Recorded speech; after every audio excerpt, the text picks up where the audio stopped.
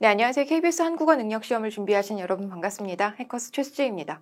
오늘 66회 시험이 치러졌는데요. 날씨가 너무 좋아서 시험 보러 가시기 힘들었을 것 같아요. 중간에 어디 다른 데로 새고 싶은 마음이 잔뜩 드는 날이었는데 그럼에도 불구하고 이번 시험 여러분들 어떻게 보셨는지 모르겠습니다. 일단 전반적으로 난이도 측면에서 봤을 때 그리 어렵다고 평가하기는 어렵지만 그래도 몇몇 킬러 문항들이 좀 있었어서 여러분들께서 당혹스러움을 감추기가 어려운 측면이 있었을 거라고 생각합니다. 또한 읽기 파트에서 여러분들이 조금 난해하게 느껴질 만한 과학기술 제시문이 연달아 출제되기도 했어서 그래서 시간 부족도 좀 느끼지 않으셨을까 걱정이 되기는 하는데요. 일단 오늘 치러진 66회 시험이 어떤 경향으로 어떤 수준으로 출제되었는지 한번 살펴보겠고 이 다음번을 준비하시는 분들께 또 필요한 꿀팁들 전해드리도록 하겠습니다. 이번 시험의 기준을 잡아보려면 일단 과목별로 난이도 좀 살펴봐야 되겠고요. 출제 유형도 여전히 그대로 유지되고 있는지 한번 살펴봐야 되겠습니다. 또한 오늘 여러분들이 유념해서 보셨어야 할 여러분들의 어떤 등급을 가를 만한 문제들은 어떤 것들이 있었는지 함께 검토하겠고 그렇다면 다음 회차 준비하시는 분들은 어떤 점에 더 유념하셔야 될 것인지 어느 부분에 더 신경 쓰셔야 될 것인지도 함께 생각해 보도록 하죠. 먼저 65회 시험을 한번 비교해 봐야 그래야 이 66회의 성격을 조금 더 명확하게 규정할 수 있겠습니다. 우리가 지난 회차에서 살펴봤던 65회 시험의 경우에는 전반적으로 난이도가 평이했고요. 그리고 특별하게 어려운 문제가 그리 많이 보이지 않은 그러한 느낌을 받았었는데 66회 같은 경우에는 상대적으로 듣기 파트의 경우는 매우 무난했던 반면 사실 65회보다도 훨씬 더 쉽게 느껴질 만큼 특이점이 없었던 특성을 보였던 반면 문법 파트라든가 또는 읽기 파트 같은 데서는 조금 여러분들이 어려움을 느꼈을 만한 문제들 그러한 제시문들을 볼 수 있습니다. 특히 창안 파트 같은 경우는 이게 뭘 물어보는 문제인지 조금 애매한 즉 우리에게 다양한 정보를 제공하지 않은 채로 그냥 다짜고짜 풀어봐 이런 느낌의 문제들이 몇 문제 있었어서 오히려 창안에서 조금 시간을 더 쓰셨어야 하는 그러한 학생분들이 있었을 거라고 생각합니다. 난이도 비교라고 하는 것이 사실 이전 회차와 지금 회차의 상대적인 비교일 뿐이고 또한 이번 회차의 난이도라고 하는 것은 상대적으로 결정되는 것이어서 즉 응시생들 사이에 상대적으로 결정되는 것이어서 어려웠다, 쉬웠다 이런 평가가 여러분 각자에게 유불리를 제공하는 정보라고 보긴 어렵습니다.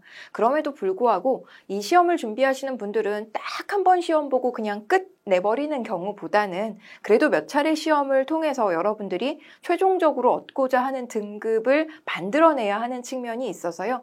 상대적인 비교를 통해서 우리가 공부의 정도와 그 깊이를 좀 가늠해 봐야 되겠습니다.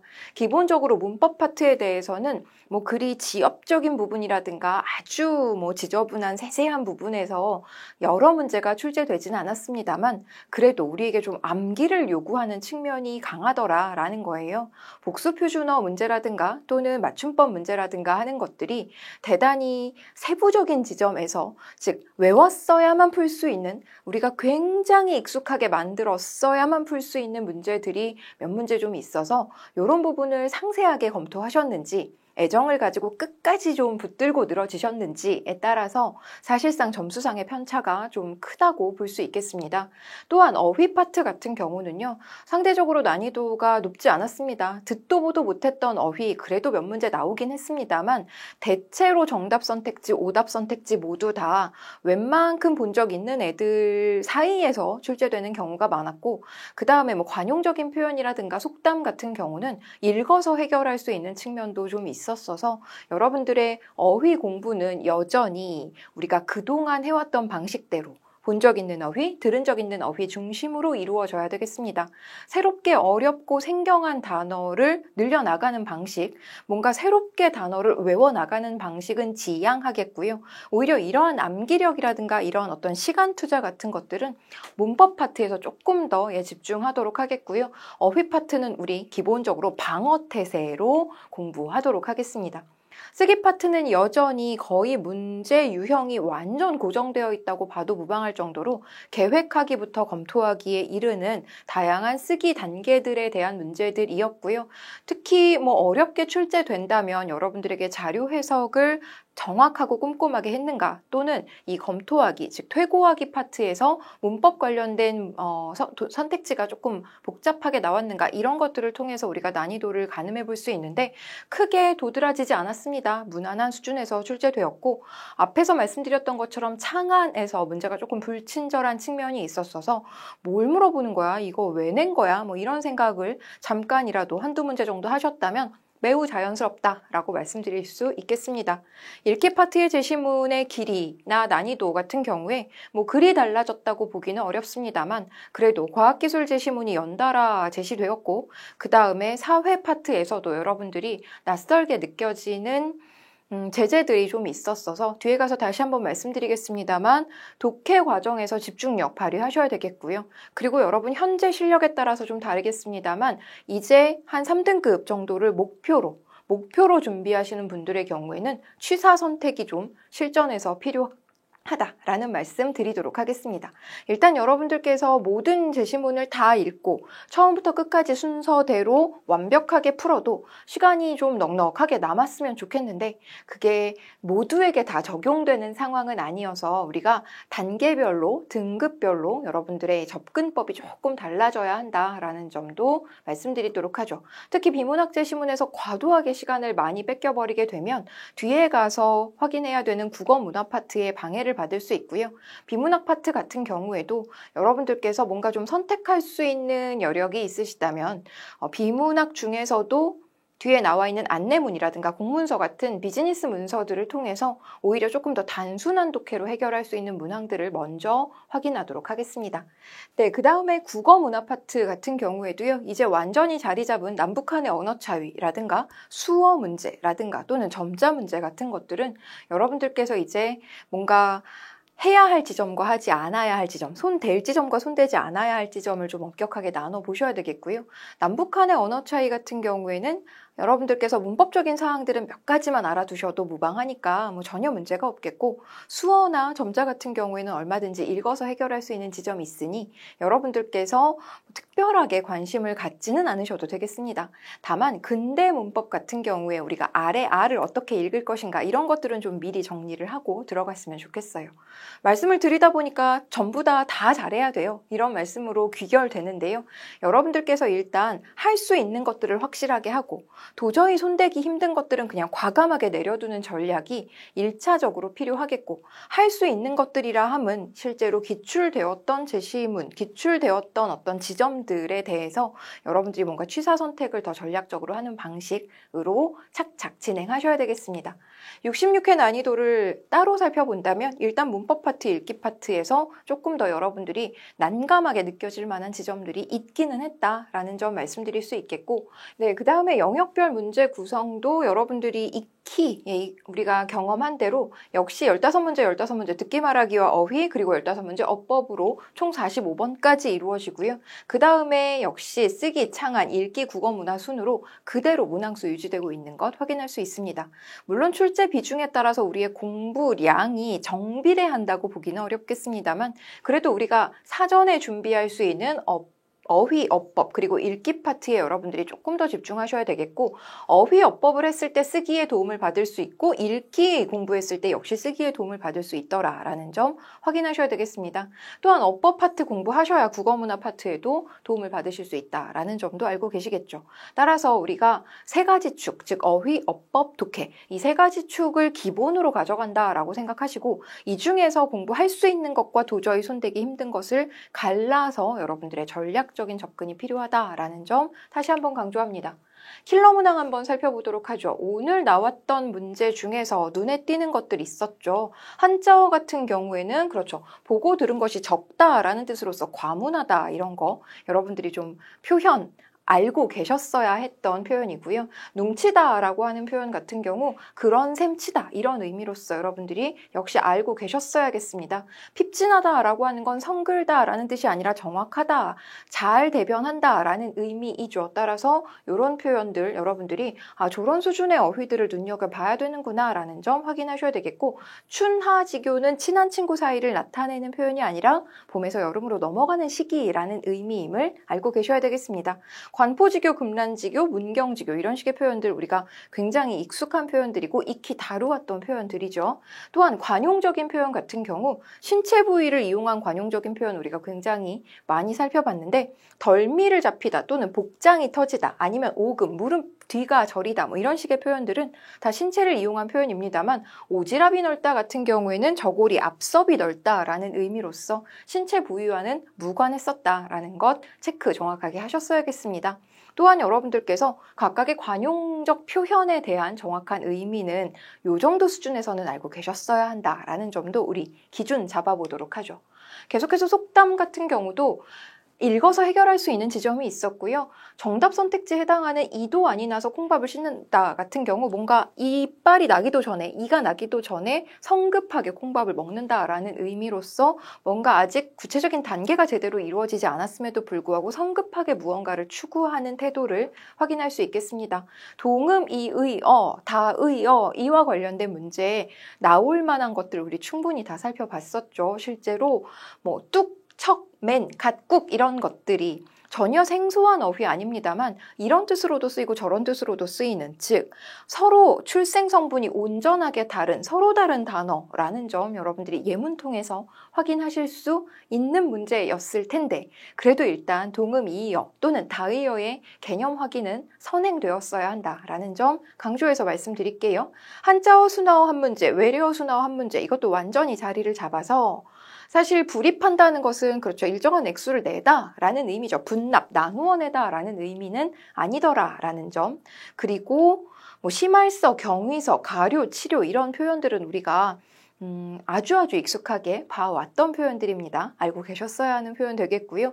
케어팜 같은 경우에는 치유농장입니다. 뭔가 치료 행위가 동반되는 어떤 그러한 농장을 케어팜이라고 하죠. 파운트리, 제로베이스, 네임밸류 같은 표현들, 최근 들어서 이 외래어 순화어 같은 경우에는요, 아주 전통적이고 고전적인 표현들보다는 최근의 어떤 경향을 반영하는 표현들이 많이 나와 있어서 최대한 빨리 팔로우하는 어떤 시의 적절한 공부가 좀 필요하더라라는 점 여러분들이 확인하셔야 되겠습니다.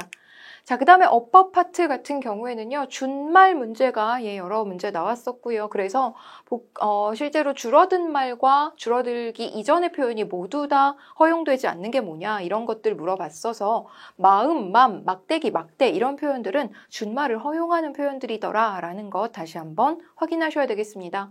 또한 버러지와 벌레가 둘 다 표준어이더라라는 것도 알고 계셨어야 하는 표현이고요.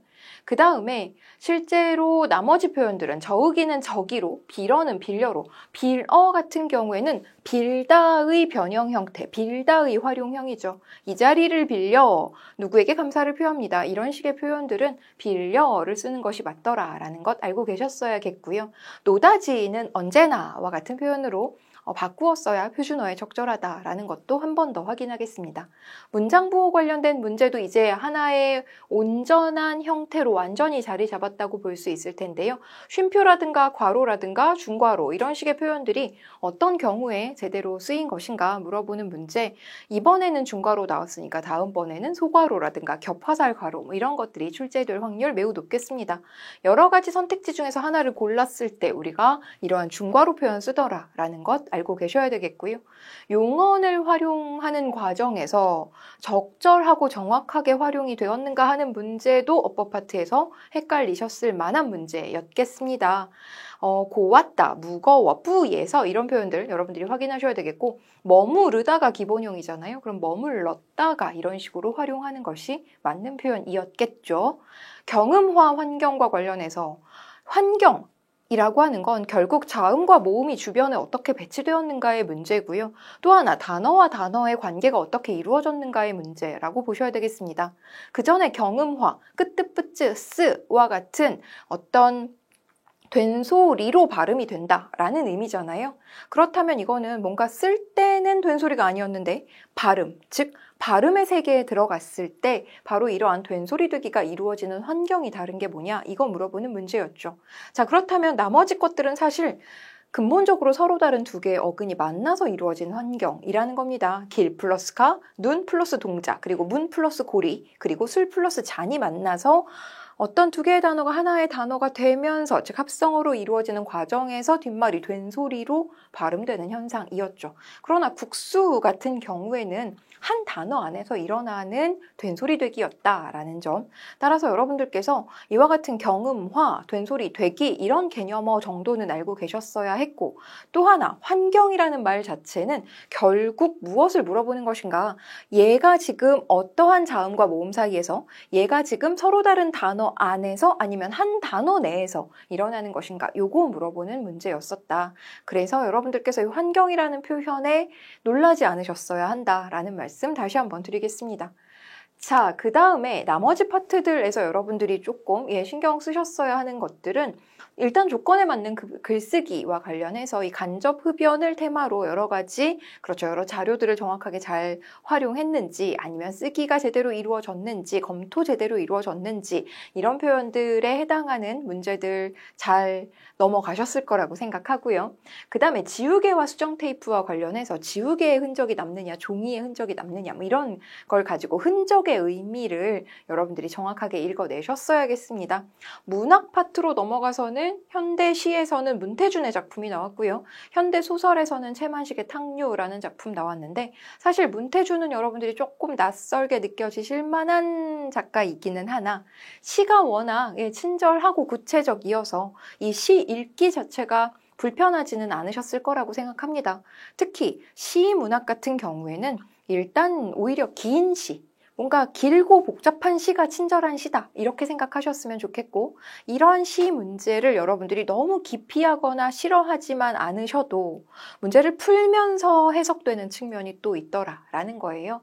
다양한 선택지나 보기에 도움을 받으실 때 여러분들께서 조금 더 수월하게 정답 찾으실 수 있겠고, 채만식의 탕류 같은 경우도 냉소적인 이런 식의 표현들을 여러분들이 잘 읽어내셨다면, 보기와 같은 또는 선택지와 같은 내용에서 정보를 정확하게 잘 받아들이셨다면 역시 무난하게 풀 수 있었던 제시문이었습니다. 비문학 파트가 조금 어려우셨을 수 있을 것 같은데요. 2차 세계대전의 원인 같은 경우에는 연도별로 뭔가 사건들이 굉장히 많이 나와서 선택지와 제시문 사이 여러 차례 왔다 갔다 하셨어야 했고, 입증 책임이라든가 가스 감지 센서, 그리고 열전 현상 같은 경우에는 이 제시문 내용 자체가 읽으면서 좀 불편하셨을 수 있습니다. 그러나 너무 다행인 건 나만 그런 게 아니라는 겁니다. 더군다나 이렇게 70번, 80번까지 문항수가 넘어가게 되면 피로도도 굉장히 많이 올라오고요. 집에 가고 싶은 마음 들잖아요.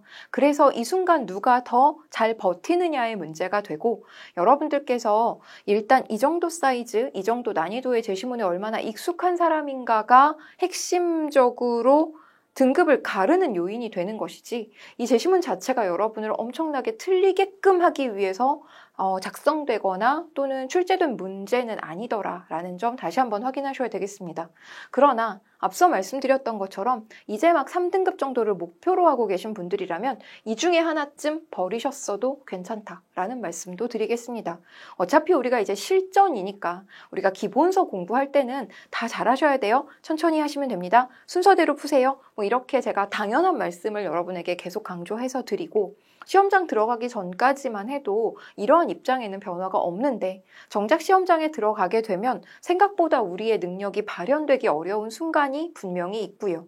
그리고 시간의 압박이라고 하는 것이 사실 아무리 각오를 해도 생각보다 훨씬 더 크게 느껴지는 경우 많아서, 여러분들께 등급에 따라서 이제 2등급을 목표로 하고 계신 분들이라면 당연하게 다 풀고 최대한 정답률을 높이는 방향으로 접근하는 것이, 그래도 아무리 다른 생각이 들어도 이와 같은 방식으로 접근하는 것이 유리하다라고 여러 차례 강조하겠습니다만, 3등급 정도를 목표로 하고 계신 분들이라면 그냥 내가 비문학에서 하나 버리겠다라고 생각하셔도 무방하다. 단 그냥 버리는 게 포인트가 아니라 나머지 제시문과 나머지 문제들에 대해서 최대한 책임을 지겠다라고 생각하셔야 된다라는 말씀이죠. 그리고 이 이외에도 여러분들께서 뭔가 안내문이라든가 공고문 뭐 이런 것들을 역시 보셨을 텐데요. 정말이지 이런 순수 비문학 독해 파트에서 비즈니스 문서의 경우에는 더더더더 단순한 독해가 이루어져야 하고 거기 그런 글씨가 써 있는지를 확인하시는 것 이상의 문제가 출제되지 않더라라는 것 이번 66회 시험 보시면서도 여러분들이 한 번 더 느껴 놓으셨어야겠습니다. 마지막으로 국어문화 파트 같은 경우에는 누황사나 흑, 김광균과 같은 이러한 문학 작품, 작가 정답으로 고르셨어야겠고요. 그 다음에 근대 문법 관련해서 역시 신문 기사 읽어내실 수 있어야겠습니다. 소설의 의의에 대해서 이야기하고 있었죠.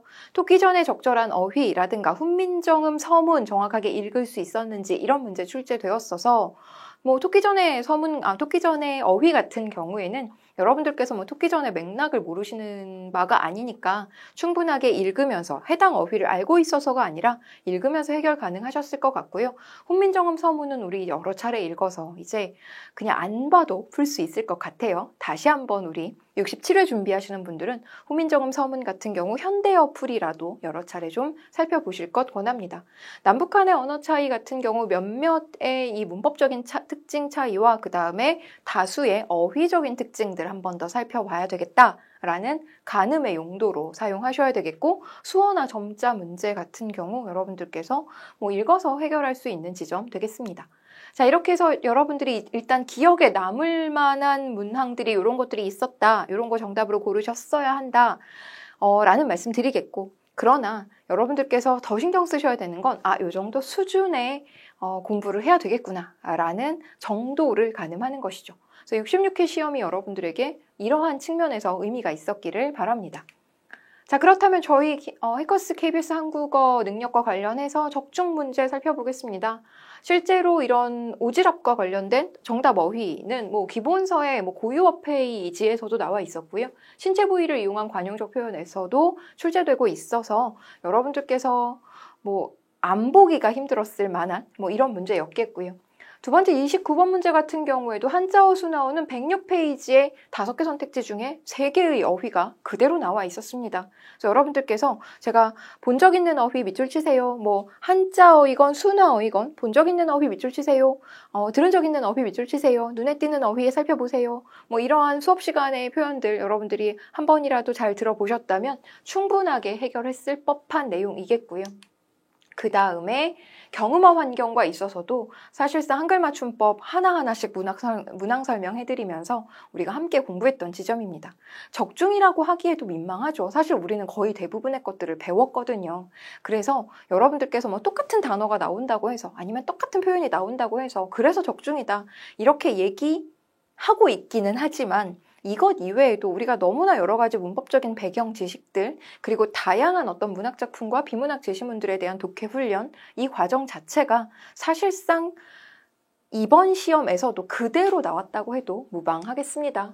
뭐 채만식의 탕류 같은 작품도 사실 우리가 해당 시대, 해당 작가, 해당 작품에 대해서 함께 공부했었던 것 기억해 주셨으면 좋겠습니다.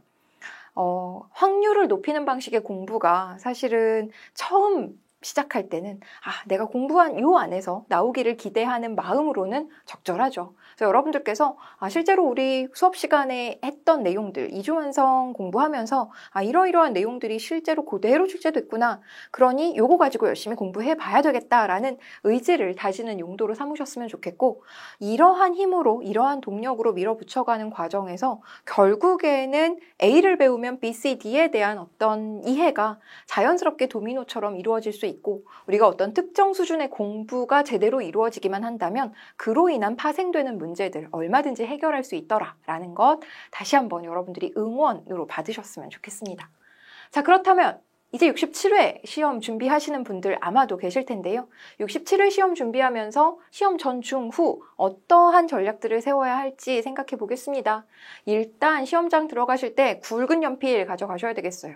이 몸통이 굵은 연필이 아니라 사실 요 심이 굵게 깎인 연필을 의미합니다.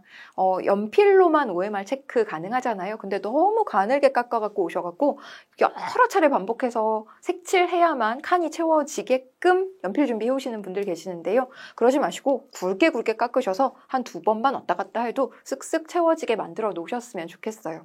아무리 여러분들께서 많이 열심히 준비를 하셔도 시간에 대한 압박 안 느껴질 수 없거든요. 그리고 이거 막 다른 요소들이 여러분들의 어떤 정답 체킹에 방해가 되지 않았으면 좋겠는 마음에서 굵은 연필 준비해 주십사라고 말씀드리고 싶고, 그 다음에 가느다란 샤프라고 제가 써놓기는 했는데 실제로 우리가 사실 문제를 풀면서 밑줄 쳐가면서 풀 수밖에 없잖아요. 이랬을 때 뭔가 가장 익숙하고 크게 티나지 않는 필기구를 사용하는 것이 좋습니다. 너무 뻑뻑한 어떤 연필이나 필기구 가져오셔서 밑줄을 치는 족족 소리가 나게끔 하셔서도 안 되겠고요. 낯설고 좋은 거 갖고 오셔서 오히려 쓰는데 불편함 느끼셔서도 안 되겠습니다. 가장 익숙한 필기구 가지고 아주 편안하게 풀 수 있게끔 준비해 주십사. 이런 거 하나하나 좀 방해를 받지 않도록 노력하자라는 의미 되겠고요. 시험지 사이즈가 A4여서 여러분들이 막 이렇게 막 넘겨가면서 힘든 이런 시험은 아니니까 아주 필기구가 나한테 익숙한 이러한 환경이 굉장히 도움이 될 것이다 라고 말씀드릴 수 있겠습니다. 시험 중간에는요, 시간을 기계적으로 나눠 보셨으면 좋겠습니다. 일단 우리가 문항수가 문항 번호에 따라서 완전히 정해져 있는 시험이잖아요. 그러니까 여러분들께서 듣기 말하기 1번부터 15번까지 푸실 때는 듣기 말하기에만 집중하시고 자꾸 왔다 갔다 하면서 혹시 뒤에 있는 문법 문제 하나 더 풀 수 있지 않을까 하고 듣기와 듣기 사이에 시험지 넘기지 않으셨으면 좋겠어요. 듣기는 정답률이 높기 때문에 틀리면 안 되는 파트입니다. 가능한 선에서 여러분들이 최대치의 정답률 끌어올리셔야 하니 오히려 듣기 말하기 파트에서는 한 문제도 안 틀리겠다. 그러면 문제와 문제 사이의 텀은 다음 문제의 선택지 읽는 용도로만 쓰셔서 내가 이 시간만큼은 온전하게 듣기 말하기에 집중 투자하시고 그리고 그에 따르는 만점을 이뤄내겠다라고 생각하시는 게 더 좋은 전략 되겠습니다. 그 다음에 여러분들께서 시험 보기 직전에 한두 번 정도의 모의고사 자체적으로 한번 풀어보시고 그럼 내가 어휘어법까지 45번까지 몇 분 정도에 끊겠다. 그리고 읽기 들어가기 전까지 몇 분 정도에 끊겠다라고 하는 것을 좀 가늠해 놓으시고 읽기에 들어가기 전에 아예 국어문화 91번부터 100번까지 풀어 놓으시고 읽기 파트에 내가 얼마만큼의 시간을 쓸 것인지를 아주 현실적으로 보수적으로 좀 남겨 놓으셨으면 좋겠어요. 읽기 파트는 일단 최소한 30분 이상이 걸리기 때문에 한 40에서 45분 정도까지는 충분하게 남겨 놓으셔야 되겠고 45분 정도 플러스 실제로 여러분들이 마킹하는 시간이 또 필요할 테니까요. 그렇다면 시험이 끝나기 50분 전까지 내가 나머지 모든 문제들을 다 일단 해결해 놓고 그 다음에는 온전하게 읽기 파트의 문제들을 해결하는 방식으로 이렇게 계획을 딱 수립해 놓는 것이 훨씬 더 전략적으로 문제를 해결할 수 있는 방법 되겠습니다. 물론 개인 편차가 있을 수 있겠습니다만 읽기를 가장 뒤로 빼놓고 읽기에 할당하는 시간을 보수적으로 아주 경직된 상태로 남겨놓으셨으면 일정한 시간을 남겨놓으시는 전략이 훨씬 더 의미가 있겠습니다. 시험 끝난 다음에는요, 이제 시험 끝나고 홀가분한 마음으로 집으로 돌아오셨을 테니까 시험이 끝난 다음에 남는 여러 가지 마이너스 감정, 아쉬움이라든가, 섭섭함이라든가, 뭔가 그렇죠. 그래서 여러 가지 후회가 남기도 하고, 그 다음에 뭔가 억울함이 있기도 하고, 그럴 텐데요. 마이너스 감정 이제 완전 훌훌 털어버리셔야 되겠습니다. 다만, 여러분들께서, 그렇죠. 다음 회차에 도움이 되는 감정들 기억하셔야 되겠죠. 실제로 문제를 풀 때 내가 어느 정도 집중하더라.